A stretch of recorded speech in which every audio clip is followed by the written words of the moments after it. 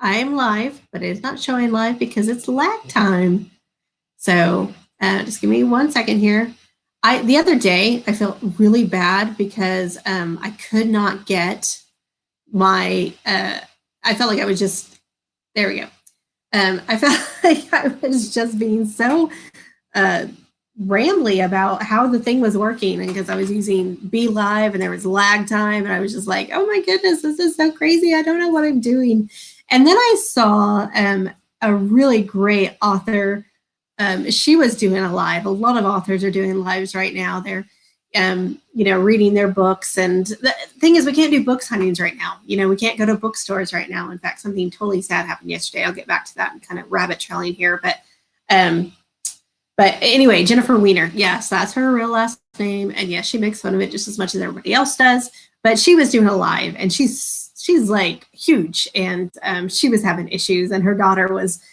I'm sure her daughter was rolling her eyes in the background as she was, because her daughter was having to hold the camera.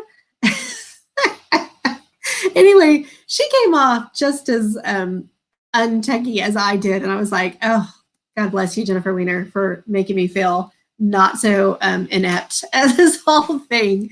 So technology, it's my husband's gig. It's not mine. I don't know. So anyway. So this is Indie Strong. I am your host, Jennifer McMurray, and we are here to discuss the ins and outs of writing in order to become stronger independent authors, to become stronger authors in general. I by no means am prejudiced against traditional. I would love to be traditional as well. Hello to all my Facebook friends watching. If you could just take a second to hit that like, laugh, love button, I would really appreciate it. And if you're watching on YouTube, hello, YouTubers.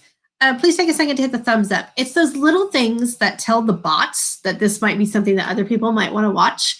And so it's just that the little tiny thing that you can do that will really help me out. And I really appreciate it. Also, sharing is caring. So please make sure to share this either from YouTube or Facebook and let other people know about it. So I really appreciate you spreading the word. So the sad news, yesterday I had to go to Tulsa, which was terrifying, I'm going to say, because they have quite a few more cases of COVID-19 than Bartlesville has. And plus, they're huge. I mean, Tulsa's huge. I hate driving in Tulsa, period. It doesn't matter if there's a pandemic or not. I'm going to adjust my screen just a little bit here. Doesn't matter if there's a pandemic or not. I hate going to Tulsa. But got sad news yesterday that my favorite bookstore in Tulsa is closing down their brick and mortar store. They're going to try to do things virtually, and I'm going to post a link to their store in the comments on both Facebook and YouTube as soon as I get done here. Phantasmagoria is the bookstore, and they just couldn't cut it with all the cuts and people not coming in because of the COVID, and so they're having to shut their doors. So I had to go get my inventory. As much as I hated going out to go do that, that's a lot of money that's going to be sitting and collecting dust, and it's stuff that I can sell on my own site through myself, basically. And so I went to go get those, and I'm telling you, the whole time I was in Tulsa, I was holding my breath. I mean, even when I'm in my own car, I was just holding my breath. There's so many people, and had I not known that they're under kind of a shelter in place, or I know some people don't like that term, but a stay at home. Not warning, but a stay-at-home proclamation, then I wouldn't have guessed by how much traffic was out and how many people were out and about. And it really worries me that people aren't taking it seriously, and that we're all going to get stuck at home for longer. It's kind of like that meme that's been going around Facebook about how I feel like there are kindergarten, and there are two kids that won't stop talking, so we all can't go out to recess. That's how I feel right now. So please, you guys, just stay at home as much as you can, please. Come on. That way we can all be ungrounded, please. I mean, I'm doing my part. You do your part. All you got to do is go home, watch some TV, write some books. All right. Anyway, I will post a link to them and their website as soon as I get done here. And I'm so sad for them. I really am. It's tragic to see a bookstore close, especially under these circumstances. So Shannon and Adrian and all y'all, my heart is with you guys. So I know that was not an easy choice to make. All right, let's move on. Last week, I discussed how to get started writing. And there were a few people who messaged me and asked if I could go into more detail about goals. And in hindsight, I should have. I'm trying to get all the stuff in within half an hour, and I know I like to ramble and go on little rabbit trails. So I didn't. I kind of glossed over that, and so this time I'm going to go into that in more detail, so you kind of know what goals to make. Anytime that you have a question after one of these, you can definitely put it on YouTube, not YouTube, but Facebook. I'm watching it out of the corner of my eye in case questions pop up. But I'm definitely looking at BeLive video this time because of the lag time. It was so distracting last time. I felt like I couldn't get my thoughts right. So this time I'm looking at the live video so I don't have the lag. And then the lag is in the corner of my eye distracting me. So that's fun. Progress though, right?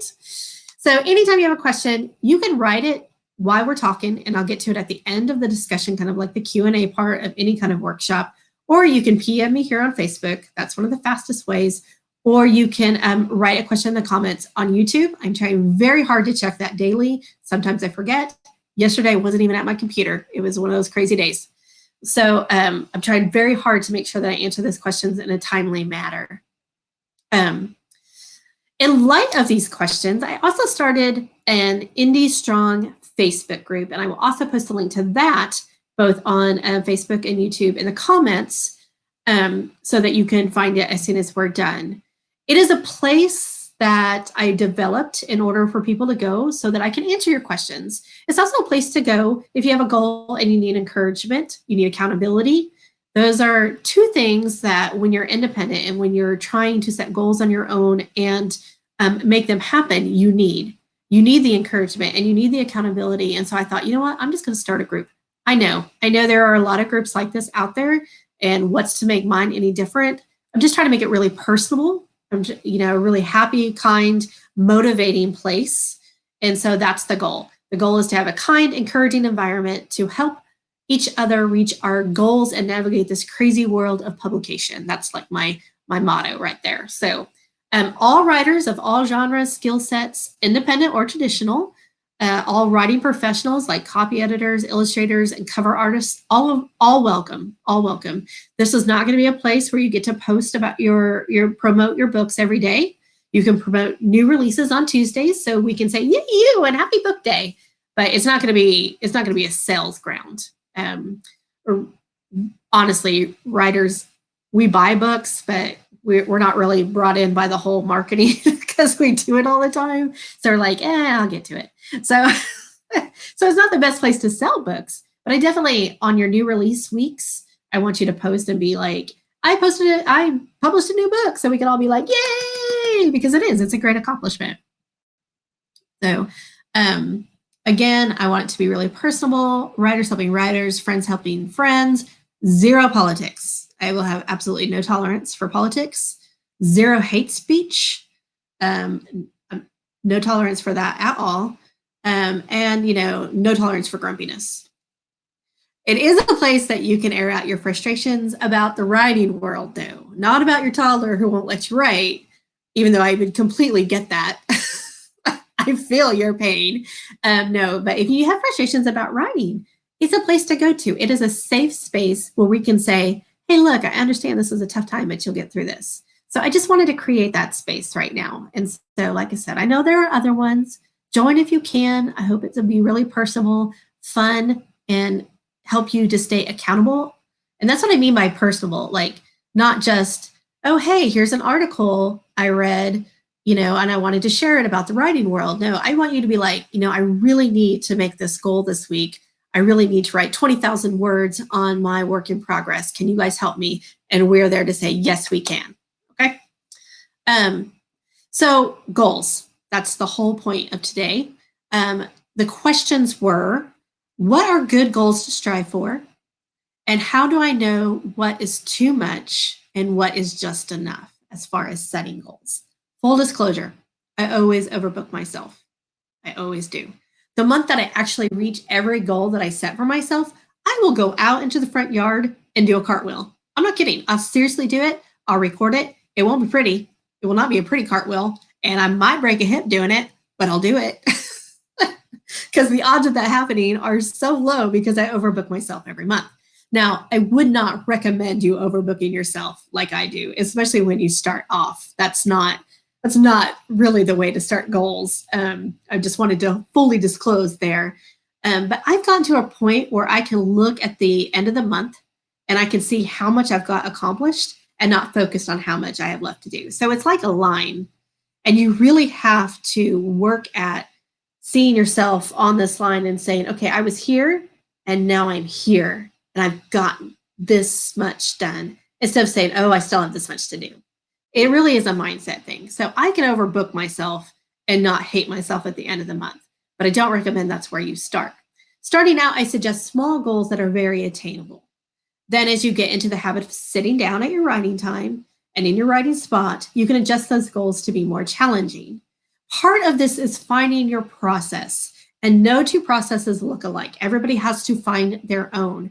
And I can tell you what mine looks like, and then you can adjust from there. Take things you like, don't take things you don't, that won't work for you. That's okay, because you've got to find your own process. Now, my process is to work on multiple projects at once, but I always have a focused project that I work on daily. Your process might be to work on one item at a time, because there are pros and cons to doing both, and there's really no wrong way, because you have to find what works for you. So working on one project at a time definitely makes you feel more focused. And if you work diligently, you can complete a rough draft and edits in amazing time and an amazing timeline. If you have a full-time job along with writing, then working on one project at a time is ideal. You have to go to that other job. Maybe you're doing it from home right now, or maybe you're one of those essential workers, and thank you very much for going out. You grocery store clerks and you nurses and you doctors and you people who are picking up trash, thank you so much for doing your jobs and helping us be more comfortable sitting at home. Appreciate that. But sometimes you have to go and you have to do that job that's paying the bills. So it's important that when you have a limited amount of writing time, that you focus on a single project. That just kind of makes sense, right? If you're not tied to a full-time job and you have more time to devote to writing, such as myself, writing is my job. And I am so thankful that every day I get to say that. Not everybody is that lucky. Not everybody who wants to write is that lucky. So I'm so grateful that I can call this my job. Then working on more than one project might be for you. So here's why. I try to write 4 to 6 hours a day. I love all of my writing world. I love all of my characters, but sometimes it's really hard for me to work within the same world with the same characters for up to 4 to 6 hours. I mean, that's a lot in the same place. Working on multiple projects at the same time gives my muse time to play in other worlds so that she doesn't get bored. And writers, sometimes we do. We have so many stories that we want to tell that it's very easy to get bored with the one that we're working on. Writing a full-length novel, or really anything that, for that matter, it's not easy. But don't buy into the whole tortured writer nonsense either. If you hate writing, if it's a struggle, if you're bleeding with every word, maybe find a different profession. Just like if you were a plumber and you hated your job, if you thought about that as a plumber, I would say, hey, you know what? You might have to be a plumber right now, but maybe work on finding something else that makes your heart happy. I can't stand those memes where they're all like, writing is like riding a bicycle through hell. And I'm just like, what? I don't get that. I don't get that at all. I mean, parts are hard. Any job, there's parts that are hard, but that whole tortured writer thing, I don't subscribe to that. I don't, and you shouldn't either. If it's torture, I mean, legit torture for you to sit down and write, this might not be the creative outlet for you. There might be something else that you need to do in order to storytell, art, movies. There's a lot of other things that my brain isn't working on pulling up right now. See, I have a script, but I don't follow it verbatim. You guys can probably tell when I'm reading and when I'm like, woo. So anyway, but that's the fun of Jen, right? So anyway, when you're writing, it's not easy, especially when you're in the middle. Okay, so it's okay to let your brain play in these different areas. Jumping from project to project actually helps my brain stay sharp. Of course, it's a lot to keep straight, and this is why I outline. And I will go into outlining in more detail in another episode. I don't want to go off on a tangent on outlining, except that you should do it. You should do it. You should all do it. Anyway, outlining. because I outline and then I jump from project to project, I know exactly where I'm at. So it's not a jolt. I'm not having to reread and use my time for rereading and getting back into the story. I look at my outline. I'm like, okay, this is where I'm at the story. And maybe it takes me a couple sentences to get back into that voice, but not usually. I'm one of those lucky ones that narrator is very clear in my head and I can translate it very clearly. Voice is harder for other people, and I understand that. So it might take you a little bit longer to get back into that voice. But being able to jump from project to project will keep your brain sharp. It will keep your muse sharp. It will keep you from getting bored, especially if you have the luxury of multiple hours to write. So when you're first starting out, I recommend 2 projects. That's a really great number. And then you can add on to that. Some of the cons to working on multiple projects is that it can be very overwhelming to see that much to do on your to-do list. And so many stories that are begging to be told and that they're waiting in line over there on your sheet of paper or in your calendar. It can be hard to focus on your focus project, especially during that muddled middle when you're just trying to string all those pieces together for the climax. When other projects are over there blinking and shining their distracting lights at you saying, hey, work on me, work on me. But you've got to work on that focus project every day, no matter if you work on multiple projects or whether you're just working on one thing at a time. That you've got to have a focus, because if you don't have a focus, you'll never finish anything. And that's the key of the focus project, is to finish something. So you work on that focus project every day. So find your process. Start with one project. If you find yourself getting bored, switch to another project. And it doesn't have to be another novel. It doesn't. It can be a short story, flash fiction. It can be a nonfiction piece, a memoir, poetry. It can be skit. So it doesn't matter, as long as you kind of just switch gears for a little bit, let your mind take a break from that world that you've been building, come back to it. You're not going to skip it forever. You're not going to go away from it forever. It's just a little break, but not a break from writing, because we want to utilize as much time as we can. I would not recommend more than 4 projects at once. I mean, that's like the extreme of project management there. Even in my 6 hours, even when I get my 6 hours in, I usually only get 4 projects worked on. And that's because 2 hours is spent marketing, research, networking. Even on Facebook, that whole Indie Strong group, that is networking, and that counts. When I'm just tooling around on Facebook, that doesn't count. That's procrastination. It happens. But other business stuff, a lot of that stuff gets mixed in there when you're running your own business. Excuse me, pollen, not COVID, promise. Now that I said that, I checked myself out. Anyway, there's a lot of business stuff that goes into being an independent author, a lot of the business stuff, and that takes up hours too. So even when I get full 6 hours in, a couple hours of that is just answering emails or questions or doing marketing stuff that needs to be done. And lately it's been canceling events. I know, it's sad. I'm sad. I'm sad about it, and it's okay. It's okay to be sad about it. Last week, I talked about word count goals. And one of the questions I received was from an author who was like, I don't even know where to start trying to pinpoint a number. And so my advice to her was to do a 20-minute writing sprint and keep track of how many words that you write during that sprint. And I will always recommend that you keep track of how many words that you write in a day. Just actually seeing that number. And here's my totally scribbled, this is how I keep track of my words. But seeing that number and seeing the process. And I have like my writing journal. It's a little bit more organized, but this is where I keep track of how many words that I write. It doesn't have to be fancy, I guess is what I'm trying to say, because it's definitely not. It's kind of a jumbled up mess.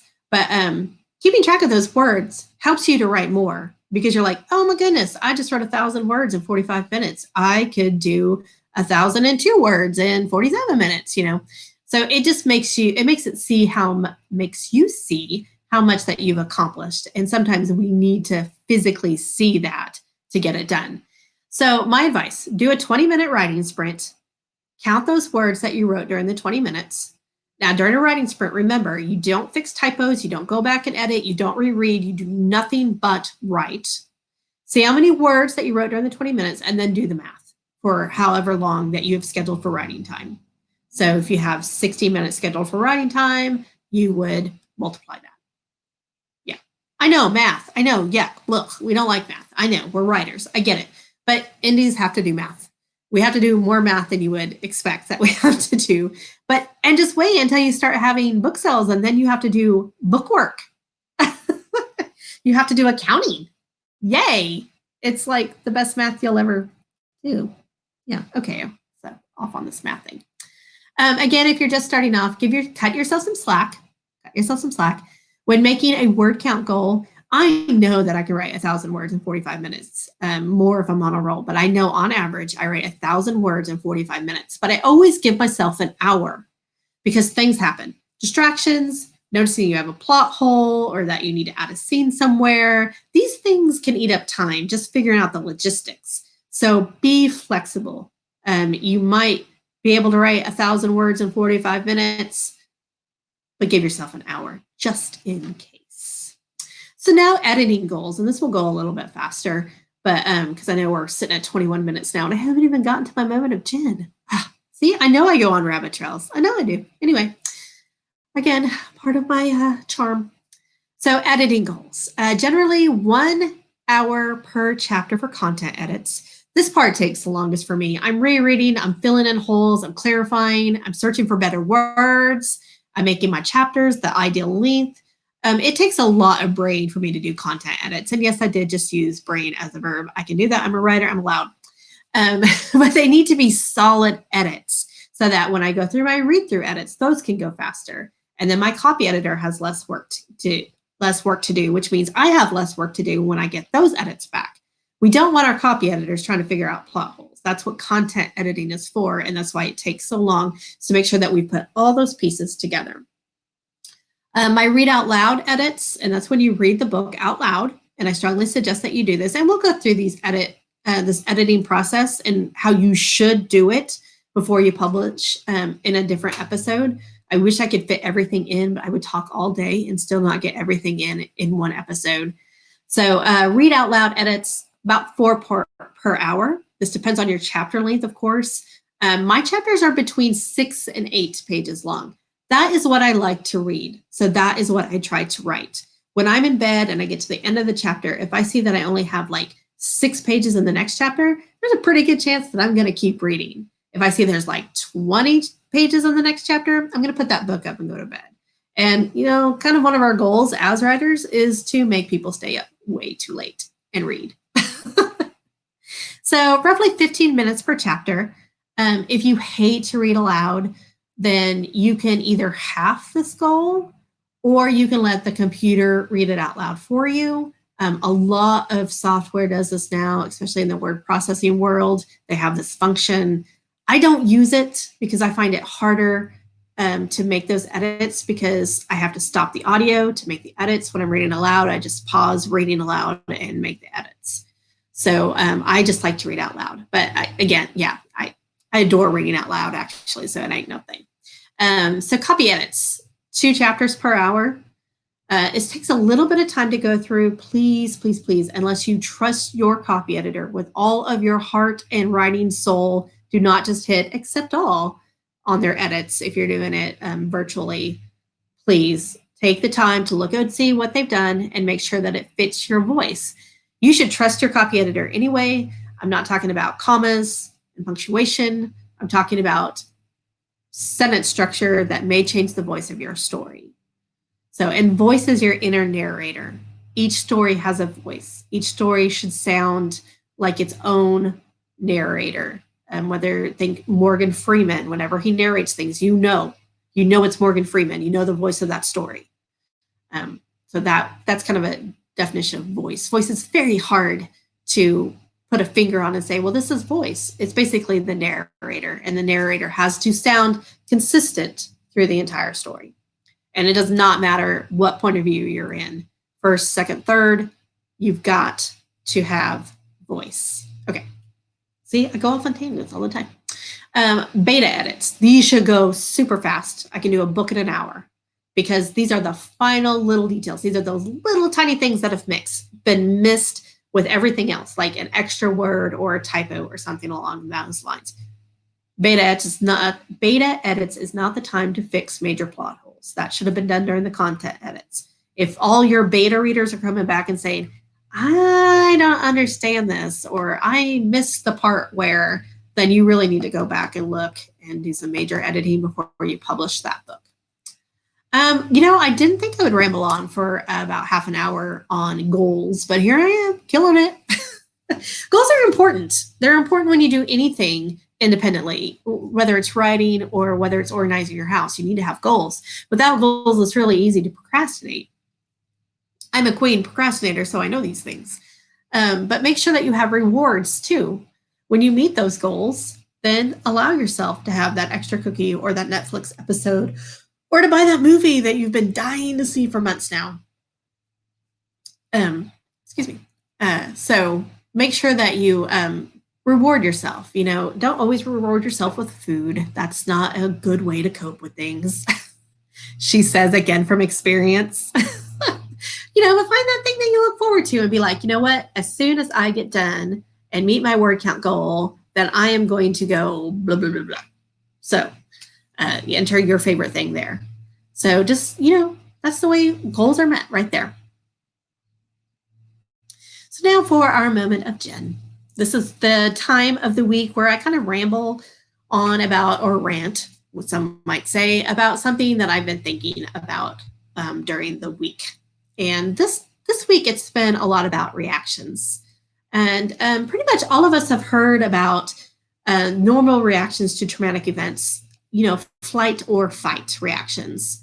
I'm a fighter. I am in the aspect that I am a total planner, and that when I'm afraid of something, I will gain as much knowledge on the subject as I possibly can. And so during this pandemic, I have been watching a lot of articles. Watching a lot of interviews and reading a lot of articles. And so I'm about to tell you something or relay something that I either read or heard. And I am kind of kicking myself in the pants because I didn't write down where I read it or heard it. And now it's just in the big file stuffed information on COVID. So, so if you are like, oh yeah, I read that, watch that too, because like I said, I'm reading a lot and I'm watching a lot of interviews, so I don't even remember who put this in my brain. But if you're like, oh, I know, put the link. That's the word I'm looking for. Put the link in the comments if you know the original poster writer, journalist, counselor that brought this up, because it's not my baby. I'm gonna relay this baby, but I did not come up with this. So there is a third option when it comes to reacting to traumatic events, and that is die. And we're not talking literally. We're talking about playing the old possum. Okay. So I kind of want to just talk about these reactions for a little bit, because my friends and I have been chatting about our own reactions, and it affects everybody so incredibly different. On Facebook, because that's my jam, y'all know this, I've seen a lot of people like organizing their way through this pandemic. They are Marie Komoning the crap out of every nook and cranny, and they are deep cleaning every surface. Some people are organizing food drives and grocery store shopping for those in need. And of course, some are lashing out at others. These are all fight responses. And of course, what I mentioned earlier about getting all the information that you possibly can so that you know how to fight it, even when all you really needed to do is stay at home and wash your hands and not cough on people. Then we have the fleers. These are our hoarders. These are the people who refuse to leave their house for anything. They won't go on walks around the neighborhood. They bought months and months worth of supplies. They bought more food, more toilet paper, more cleaning supplies than that they could use in a year, even though we were told to buy like a 2-week supply of stuff. These are the flight responses. They can't literally flee from a disease, but they can hunker down and they can stay out of sight of the danger. Now you're asking yourself, wait. I don't fall in any of those categories. I just literally finished Netflix. I haven't read it. I haven't read anything. All these books that I've wanted to read, not been read. All these crafts I wanted to do, I've not crafted. I've taken like 14 naps a day, 14-hour naps. I could do that. Seriously, I could. I've taken 14 naps a day. I haven't written a word. I I haven't homeschooled my kid. I haven't baked bread. I've just sat. And that's okay, because that's a normal response. This is your body saying, okay, I can't fight this. I can't flee from this. I'm just going to play dead. I'm just going to play dead. None of these reactions are wrong. As time goes by and in your own timetable, the stimulus of fear will die down. And this will become our new, and hopefully, if everybody will stay home, temporary normal. You will adjust, and everybody will adjust at a different speed. That's why I say in your own timetable. Here are a few ways to help yourself, no matter what category you fall in, and you may fall into multiple categories. There's nothing saying that that's not a legit reaction either. So ways to help yourself for you fighters. Remember, and this is hard for me because I'm a fighter, it doesn't all fall on you. It doesn't. It's okay to delegate some jobs. If you need to lash out, if you're one of those who really wants to fight physically or with words, go into your room and punch your pillow and say everything out loud that you need to say. Because anger is a very legit response, but lashing out to everybody else, that's not the way to cope. That's not the way to come together. But most importantly, be kind to yourself. If you are a fleer, let me tell you, you've prepped, you've planned, you're prepared. Things are out of your control, and that is okay. You have to learn to be flexible.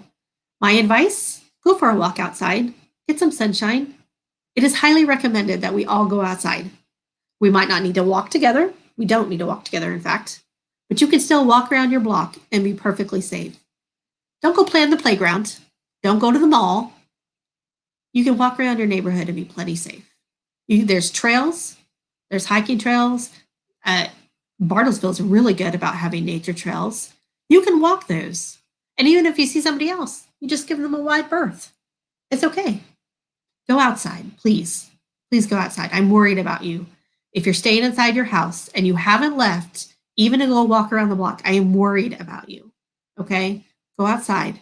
Even if you step in your lawn, even if that's the only step you can make, get some of that sunshine. Know that it's okay. The air is not as tainted as we all want to believe. If nobody's coughing on you, you're okay. The air is fine. All right? If you're not around other people, it's okay. The air is fine. Like I said, I was guilty of this yesterday when I was driving around Tulsa and I was holding my breath. I mean, I was literally holding my breath at one point. I was like, I've got to stop this. I have to breathe. I have to drive. But I was scared. I'm around all these people and the air felt tainted. And I was just like, okay, I can't do this. I can't do this. I did it because I had to. And then I got home and I felt better, but I was exhausted. If you are not leaving the house, I'm worried about you. So please go for a walk. Okay, it's all right. For all of those who are playing possum, it's okay. It really is. It is okay. It's okay. It's okay if you've watched all of the Netflix. It's okay if you've decided to download Disney Plus so you can watch every Disney movie ever made. It's okay. Your body needed the downtime to digest everything that's going on. That's okay. So pick a goal that doesn't involve the Tiger King and make sure that you accomplish that goal. And as I said, for the fighters, those F words, those fighters and the fleers and those of you playing possum, what's most important, be kind to yourself. None of us have ever been through this before. We've been through traumas, sure, but none of us have ever been through a pandemic before. So be kind to yourself, cut yourself some slack, and then make those little goals so that you're not so stressed. And please go outside. Just go for a walk. Don't breathe on people, but just go for a walk. Okay, that's it. That's it. I hope you've enjoyed today's Indie Strong. I'll be back next Wednesday at 1 p.m. right here on the Facebook, and then I'll upload to YouTube as soon as I can, just like I always do.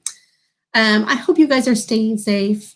I hope that you guys are social distancing as much as possible, and please remember to wash your hands, even when you're staying inside. That's just good hygiene. None of us have done it enough, and we're all learning that now. When you sit down to write your story, remember your story matters because you matter. Happy writing, guys. Take care. See you next week. And don't forget to look for those links in the comments for Phantasmagoria bookstore and for the Indie Strong Facebook group. Bye, guys. Take care.